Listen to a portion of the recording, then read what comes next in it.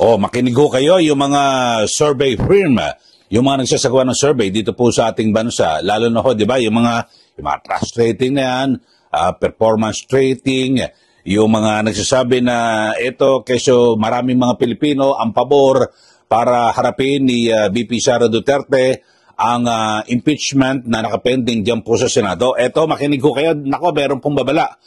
Ito pong si Senator Rodante Marcoleta sa lahat po ng mga nagsusurvey na kung hindi nyo po tatantanan at patuloy na paglalabas ng mga survey na yan, na ang sabi ho niya ay mali naman, nako, paimbestigahan po kayo sa Senado.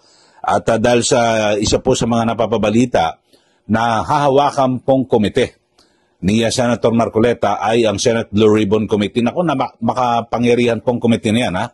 Kahit na wala hong mag-file ng resolusyon at reklamo, kusa ho niya, pwede ho siya magsagawa ng investigasyon. Kasi po, nairita na po itong si Senator Marcoleta dito ho sa mga lumalabas ho na mga kung ano-ano mga survey na ayon po sa senador. Nako, hindi po dapat niyang paniwalaan kasi si Senator Marcoleta mismo ang saksing buhay na noong panahon po ng kampanya ng eleksyon, sa mga survey ay pang 32 siya, no? 32 hanggang 22 lang ho, di ba? Yung kanyang, yung rating ho sa survey niyan. Pero anong nangyari? Alam niyo ho, yung tunay na survey na binabanggit ho natin, di ba? Yung mismong araw ng eleksyon, nanalo ho.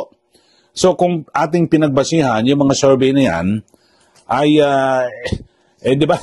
Wala ho, maling-mali ho talaga, mga kababayan, no? Puro kapalpakan. Kaya ito may panibagong survey na lumabas, sinasabi 66%. Itong SWS survey. At ito po'y binayaran o kinumisyon. Kinumisyon po ito ng Stratbase. Ayun ho. At ang sabi po, mga kababayan, ay marami raw ho ng mga Pilipino, mayorya, na gusto raw po na harapin ni VP Sara Duterte ito hong kasong impeachment na kanyang kinakaharap. Ito, pakinggan ho natin. At nako, yari ho kayo kay Senator Marcoleta. Ito, pakinggan ho natin ang kanyang pahayag. May lumabas sa survey na marami daw pong Pilipino ang nagsasabing gusto nilang marinig ang paliwanag ni VP Inday Sara sa impeachment complaint. Sabi ng survey? Yes po. Meron mo palang naniniwala sa survey, Jen? Ako number 32 ako sa survey. Ha? Oo. Hindi ba pinag-usapan na natin? Kayo pong mga survey companies, you will do well in doing surveys on Philippine products. Yung ginawa ko ng example ito. Ito talagang magagawa nila ito. And I think they have competence to do it. Magsimula tayo sa bagong isda. Merong bagong munamon na pinoproduce sa Pangasinan. Pangasinan yan. Opo. Sarap niyan. May bagong balayan sa Batangas. Opo. Merong bagong napada sa La Union. Ayan, ako. Mag-survey kayong lahat kung sino yung mas gustong kainin ng Pilipino dito sa tatlong bagong. Anong klase ng bagong? Yan na lang kayo. Pero para pagkialaman pa ninyo kung ano yung naisip ng tao, political matters, wala na pong naniniwala sa inyo. Number 32 po ako.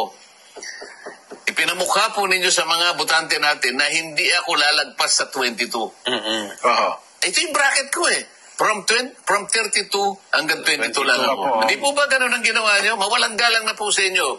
Kayo po mga dakilang gumagawa ng survey, wala na pong naniniwala sa inyo.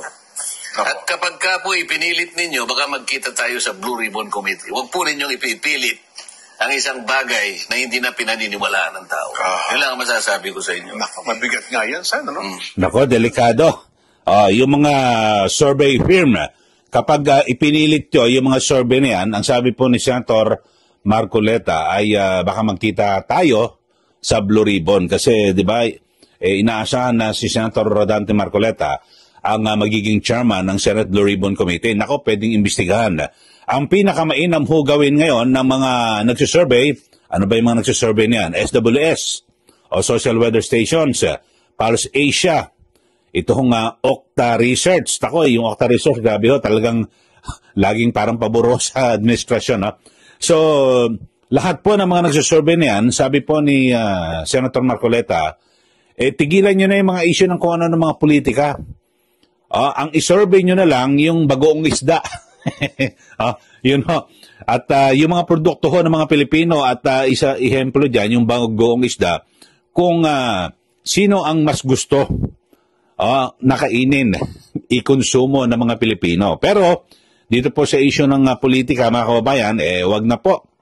Kasi base po sa huling survey, mga kababayan, ay ang sabi po, SWS survey, ang dami raw po ng mga Pilipino ang pabor na harapin ni VP Sara Duterte itong survey o isang impeachment trial.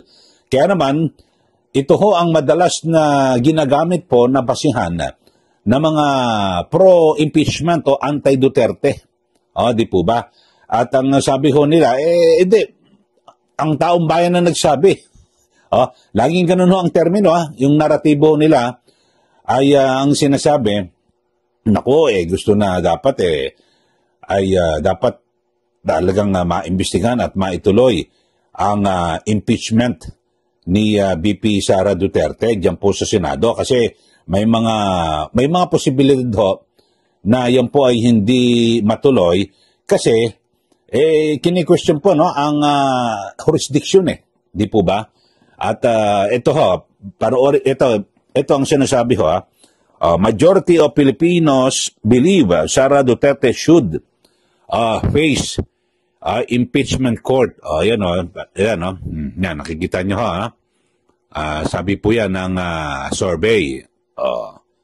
Ayan, panoorin nyo. Basahin nyo mga kababayan sa inquirer.net yan. Okay. So, nakalagay ho rito, ito ho, ang sabi po ay majority, 66%. Ang sinasabi ho mga kababayan ay 66% na mga Pilipino ang di umano ay pabor na dapat po ay harapin ni VP Sara Duterte yung kanyang kinakaharap na impeachment. Kaya may pahayag naman si VP Sara, yung kanyang opisina, na hindi, lagi namang handa at handang harapin ng Vice Presidente yung mga kasong kinakaharap niya. Ito majority or 66% of Filipinos believe that Vice President Sara Duterte should face the impeachment court to formally address charges against her. Ito raw po ang resulta ng survey ng Social Weather Stations o SWS. At ito hong SWS survey na ito ay commissioned by, ibig sabihin, kinumission, binayaran ho ito ng Strat-based group. Alam niyo itong Strat-based group talaga ito. Alam niyo naman ito, anti-Duterte ho ito. At pero maka-Amerikano ho. 'Di ba? Base ho sa mga ginagawa nila mga pag-aaral, kitang-kita mo naman yung leaning, yung kanilang pabor sa bawat mga issue. Kaya pag may mga survey na lumalabas tapos commissioned by Strat-based, nako, delikado ho yan, kababayan. So, sabi ho rito sa survey, 66% na sa mga respondent ay dapat daw harapin ng Vice Presidente ang impeachment, samantalang 19% lamang ang tumututol at 15% ay undecided. So, yun ho mga kababayan, parang ang pinalilitaw ho rito sa survey, maraming mga Pilipino ang mga pabor sa impeachment. Kaya dapat na ituloy at magmadali na po yung mga senador na agad na aksyonan yung kasong impeachment na yan. So, yun po kasi pinamumukha rito Kaya may mga survey para yung mga senador ma-impluwensyahan na, nako, gusto pala ng mga Pilipino na mayorya ng mga nagsabi na dapat ay ituloy itong impeachment, kaya dapat madaliin natin.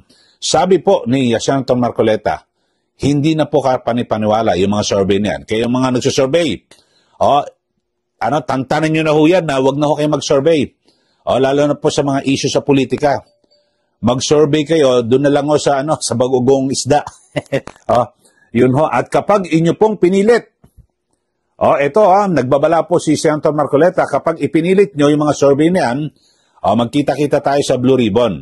Ibig sabihin, kayo po ay paiimbestigahan ni Senator Marcoleta. Alam niyo ho, maganda ho siguro, panahon na para imbestigahan talaga ni Senator Marcoleta itong isyong ito. Kasi lahat ho na mga ipaliliwanag ho rito ng mga nagsurvey. Kasi alam nyo ho, yung mga nagsurvey, depende ho sa tanong eh. May mga leading question na parang pag tinanong ang isang tao, ang magiging sagot talagang sa gusto mong sa pinapaboran mong issue. Yung parang walang kawala ho ng mga sagot. Ganun ho ito eh. Kaya siguro maganda panahon na ho para tumino itong mga nagsusurvey. At pinakamainam mo siguro, wag na ho. Ipagbawal na yung mga survey na yan sa politika kasi yan po ang ginagawang laging armas ng ilan. Kasi alam ba kung sino nagpa-survey, siya nagbayad eh. Ito yung survey mo. So magagaling ho umanggulo yung mga nagsusurvey. Ito ang tanong natin dyan para kahit na yes or no ang isagot ng tao pabor sa atin. May mga ganong angulo ganyan eh. So pinakamainam mo talaga itigil lang ang survey na yun. Lalo na sa mga sa pagsasapit po ng bago dumating ang eleksyon. Kasi ho, talon-talo ho yung iba hindi makapagbayad para mag-komisyon ng survey. Ang mahal-mahal ng bayad po dyan, mga kababayan, di po ba? So pinakamainam, pabayaan mo, dahil sa tunay na survey naman ho, yung araw po ng eleksyon. Yun ho, mga kababayan. At mas maganda po itong mga kalye survey eh. Kasi talagang direkta tinatanong eh. O sino iboboto mo sa 2028? Sumasagot direkta. Wala pakiyami-kiyami, hindi katulad ng mga survey firm niyan. Biglang lalabas na ito 66%. O ito majority ng mga Pilipino. Mas maganda pa ho yung kalye survey eh. O di po ba? Kasi kita nyo naman may video eh. Pati yung reaksyon ng ating kababayan, di po ba? So yan ho. Sa mga survey firm tantanan nyo na ho yung issue sa politika. At kasi hindi raw ho kayo kapanipaniwala, sabi po ni Senator Marcoleta. At siya mismo ay saksing buhay. Birin nyo naman 32, tapos base sa mga survey, hanggang 22 lang ho siya. 12 ang kukunin eh. Di ba sa senador? Pero ano ang lumabas?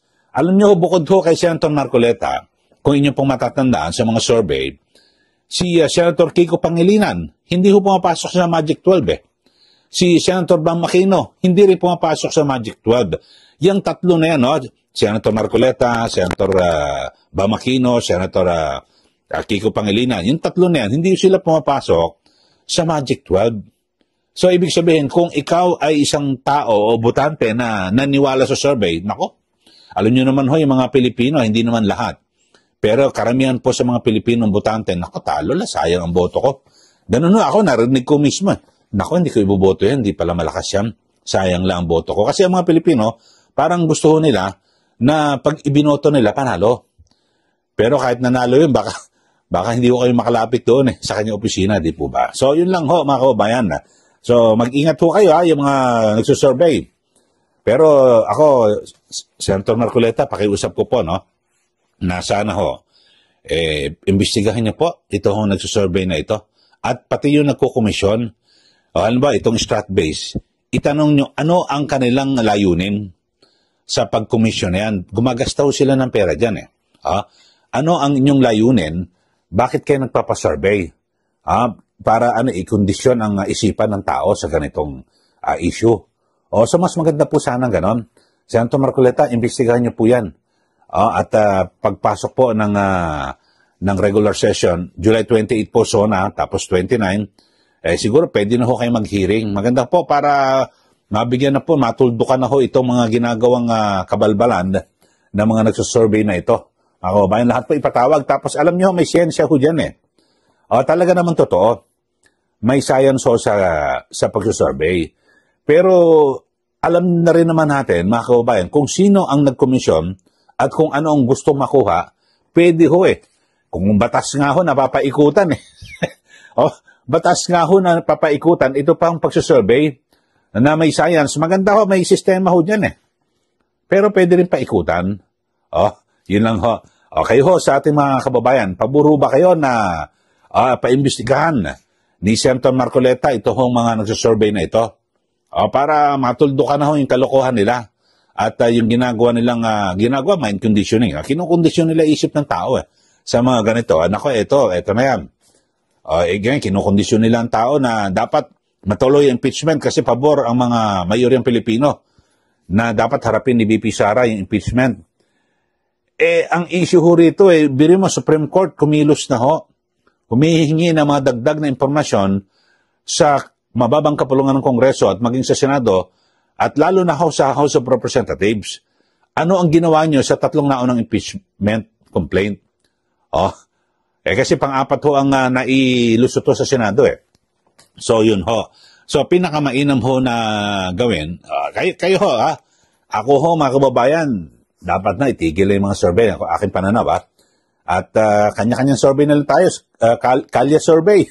Marami na ho ng mga sa social media na nagsusurvey. Kalye survey na lang ho, pati yung traditional or yung mga vlogger, magkanya-kanya na lang ho. At least doon, diretso. Pag tinanong mo, makikita mo pati reaksyon ng mukha. Di ba? Na talagang kung sino yung gusto niyang kandidato. Yun na lang po. Pakiusap ko po, tama ho ang sinasabi ng Senator Marcoleta. Yung mga nagsusurvey ho ngayon, isurvey nyo na lang ho kung ano yung mga produkto ng Pilipinas. Tulad ho ng bagoong isda. Yan na lang ho siguro at hindi na ho natin pagtatalunan.